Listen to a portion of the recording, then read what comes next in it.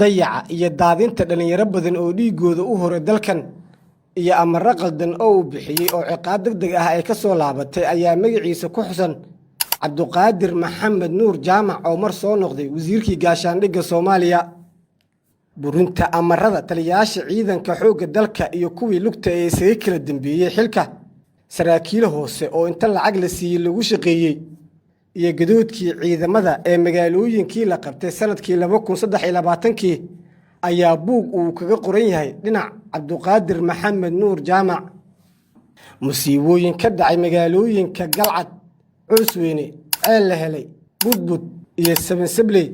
ayaa la sheegay inay ku yimaadeen awaamiir qaldan oo uu bixiyay wasiirkii hore ee gaashaandhigga Cabduqaadir Maxamed Nuur Jaamac, kuwaas oo ay ka soo laabatay cawaaqib xumo iyo weliba ciqaab degdeg ah. dhammaan awaamiirtaasi qaldaneed oo uu bixiyay Cabduqaadir Maxamed Nuur Jaamac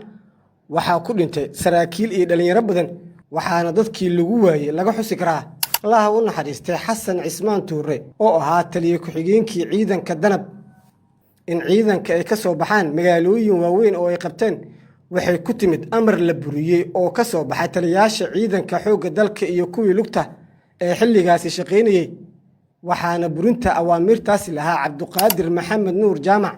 kaas oo la sheegay in saraakiil hoose oo uu amaradan siiyay ay qabteen shaqada. tani ayaana keentay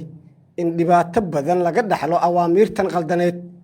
askar waxyeello ay ka soo gaartay dagaalada intii uu socday halganka ayaa la sheegay in taleefanka uu ka dansaday, sidoo kalena uu diiday in diyaarad dhaawacyadooda soo qaado uu diro, sida dhacdooyinkan aanu goobjooga u ahayn.